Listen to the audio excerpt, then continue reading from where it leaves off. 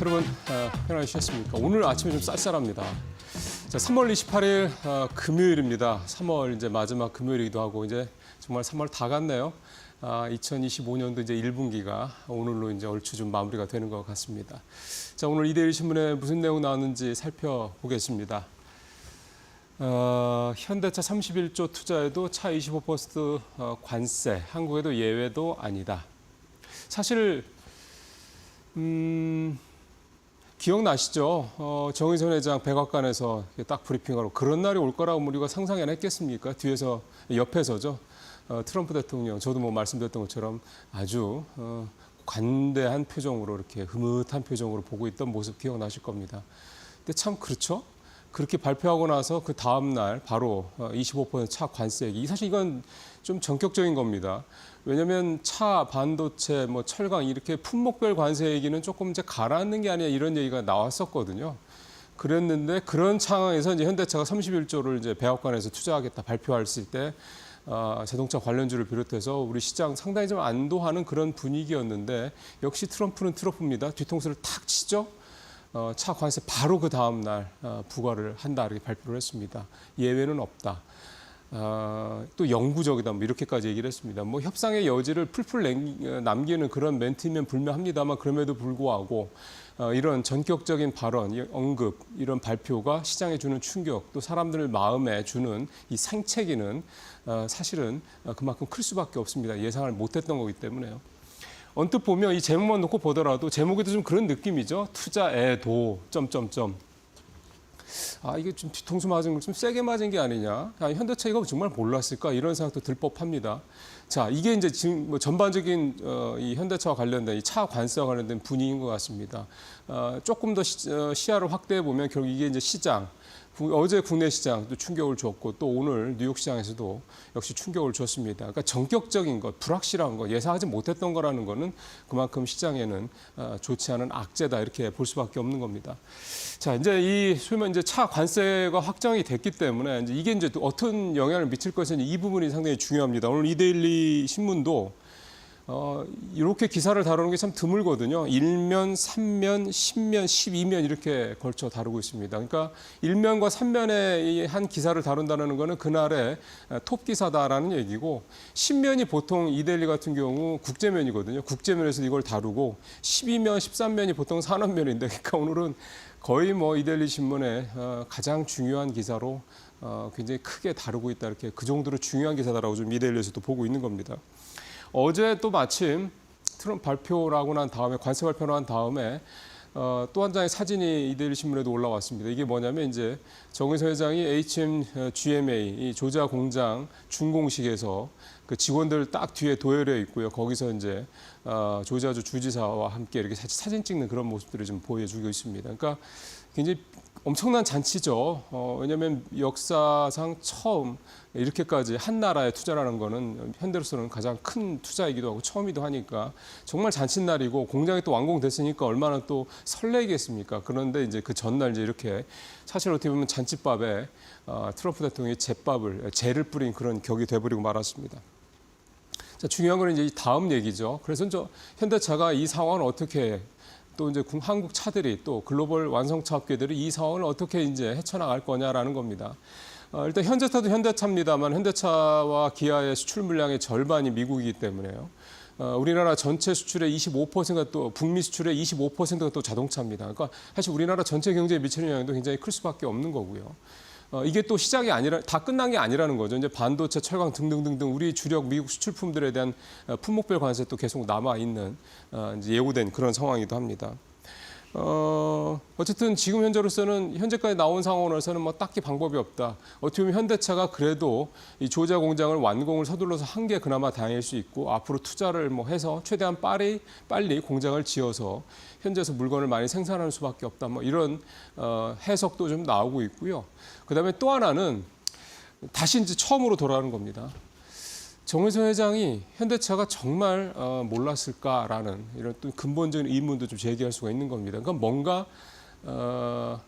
뭔가 좀 뭐 백그라운드에 뭐가 있지 않을까라는 그런 기대감도 사실 좀 있는 거죠. 그리고 앞서 저도 잠깐 말씀드린 것처럼 영구히 부과하겠다. 이 얘기가 갖고 있는 어떤 함의, 즉 여기에는 뭔가 협상에 대한 또 다른 여지를 남겨놓은 것이다. 이런 부분들 있기 때문에 뭔가 현대차도 지금의 이런 어떤 모습들이 되게 긴장되고 설레기도 하면서도 뭐 또 하나는 뭔가 이런 것들에 대한 기대감도 좀 있는 게 아닌가. 현대차가 지금 북미 시장 관련해서는 다른 어느 나라 완성차 업계보다도 좀 더 굉장히 적극적으로 빠르게 지금 밀고 들어가고 있는 상황이다 보니까 이게 결국은 상당히 좀 몇 수 앞을 바라본 그런 전략이 아니냐. 이건 이제 현대차한테 뭐 굳이 긍정적으로만 얘기할 수 해석이 될 부분도 있겠지만 또 그렇지 않을 수도 있습니다.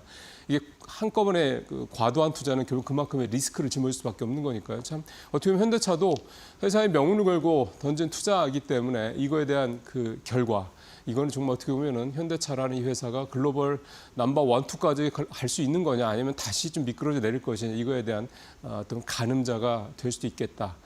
결국 시간이 이 문제에 대한 답을 줄 것이다 이렇게 볼 수가 있겠습니다. 예, 8개월 만에 돌아온 외국인 삼성전자 1조 8조 남았다. 아직 뭐 오늘도 있고요. 다음 주 월요일도 있기 때문에 3월이 다 간 건 아닙니다만 외국인의 이 순매수 최근의 움직임을 보면 일단 작년 8월부터 올 2월까지 7개월 연속 계속 팔았죠. 그러다가 좀 3월 달 들어서 아직까지 순매수 규모도 작지 않습니다. 그러다 보니까 이 정도 되면 3월 달에는 외국인이 순매수로 돌아설 것이다라는 그런 어떤 기대를 담은 그런 이제 제목이 되겠습니다. 이달 들어 코스피에서 좀 5,500억 정도 순매수를 했고요. 삼성전자에 지금 순매수가 집중이 되고 있습니다. 삼성전자가 이번 주에 1조 8천억 원을 좀 샀고요. 표를 한번 보면 더 이해하시기가 좀 좋을 것 같습니다. 왼쪽이죠. 보시면 하나 에어로스페이스도 4천억 넘게, 그다음에 SK 하이닉스. 좀 의외죠. 보통은 1위 삼성, 2위 하이닉스인데 이번에는 저게 하나 에어로스페이스가 꼈습니다. 유상증자 관련된 부분이 좀 있긴 한데 그래서 최근에 외국인이 좀 매도한다는 얘기도 있긴 합니다만 이 3월 월간으로 보면은 외국인이 순매수를 상당히 좀 많이 하고 있다 볼 수가 있겠고 쭉 저렇게 현대차, 항공우주, 방산 쪽이 좀 있죠. 두 개나 되는 거죠. 그다음에 포스코홀딩스가 눈에 띄죠. 카카오도 많이 샀습니다. 현대모비스까지. 자, 현대차, 현대모비스. 어쨌든 이런 부분들. 요게 이제 3월 결산이 딱 끝나고 나면 조금 변화가 있을 수는 있을 것 같습니다. 왜냐하면 어쨌든 관세 부과가 좀 확정이 됐기 때문에 이런 부분들이 좀 있고요.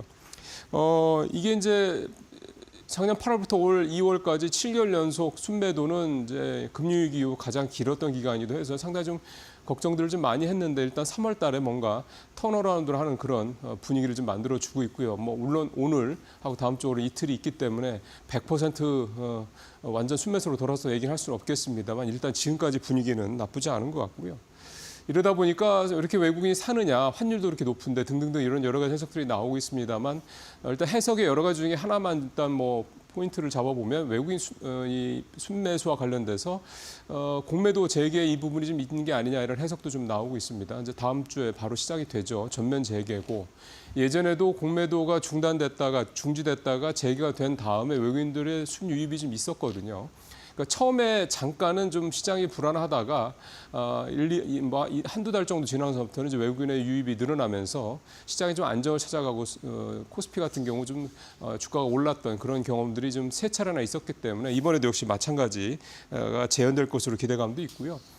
여기다 굳이 하나 덧붙이자면 정치적 불확실성 문제가 이제 어느 정도 해소가 이제 가까워지고 있기 때문에 어쨌든요. 아무리 뭐 그동안에 지연됐다고 해도 이런 부분들이 좀 긍정적인 쪽으로 간다고 하면 환율도 더 떨어지고 외국인 매수세도 더 들어올 수도 있고 그다음에 새 정부에 대한 기대감 이런 것도 결국은 아무래도 좀 담겨 있지 않겠냐 이런 기대감도 좀 여기다 좀 담아 볼 수가 있겠습니다.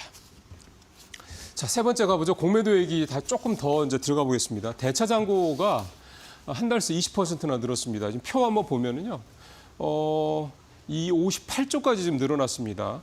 3월 초에 좀 떨어졌다가 이게 3월 말에 들어가면서 쭉 다시 늘어나는 지금 그런 모습을 좀 보이고 있는데요.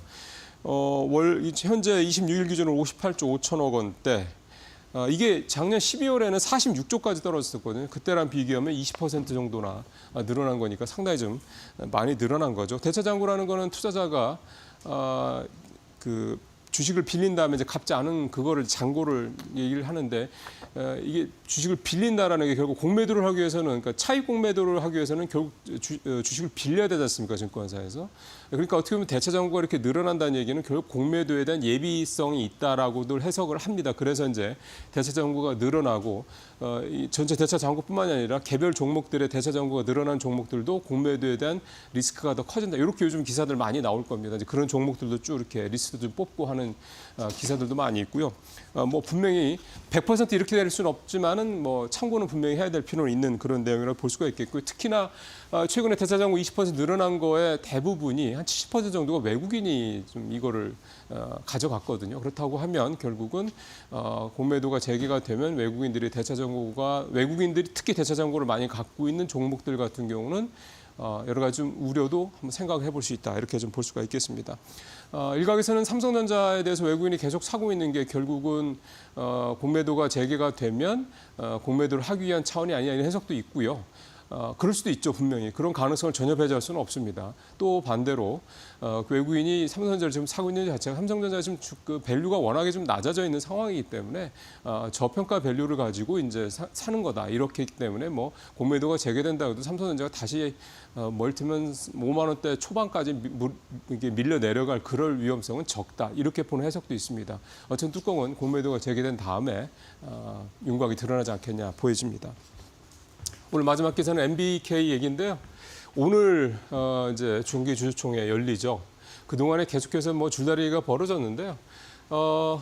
결국은 어제 서울 고법에서 서울지방법원에서 영풍과 MBK 연합 측이 주주총회 때 영풍의 의결권을 제한하지 말아달라고 가처분 소송됐던 거를 법원이 기각을 해버렸습니다. 그러니까 이 얘기가 뭐냐면 영풍은 지난번 임시주총 때처럼 영풍 MBK 연합은 영풍의 고려하연 지분 29%에 대해서 의결권을 행사할 수 없게 된다는 얘기가 되는 겁니다.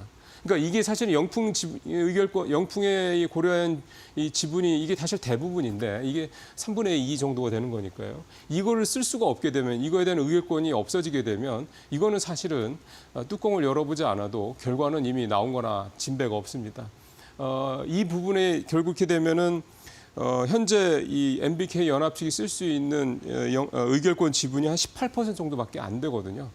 이거 가지고는 안 되죠. 왜냐하면 최 회장 측의 지분 이것저것 다 합하면 38%. 그다음에 어제 또 저녁에 기사가 나왔습니다. 국민연금이 최윤범 회장 측이 상정한 그 의사 이 건을 또 찬성을 했습니다. 그럼 이게 되면은 국민연금 4.5%도 MBK 측이 아니라 최 회장 측으로 간다는 얘기가 되는 이렇게 되면은 거의 40한 2, 3%가 되죠. 그럼 사실 게임 끝난 거나 마찬가지입니다. 그래서 결국은 오늘 주주총회에서 최 회장 측이 경영권을 방어할 가능성이 그만큼 높아졌다. 자, 이렇게 말씀을 좀 드릴 수가 있겠습니다. 뉴스브리핑 여기서 마칩니다.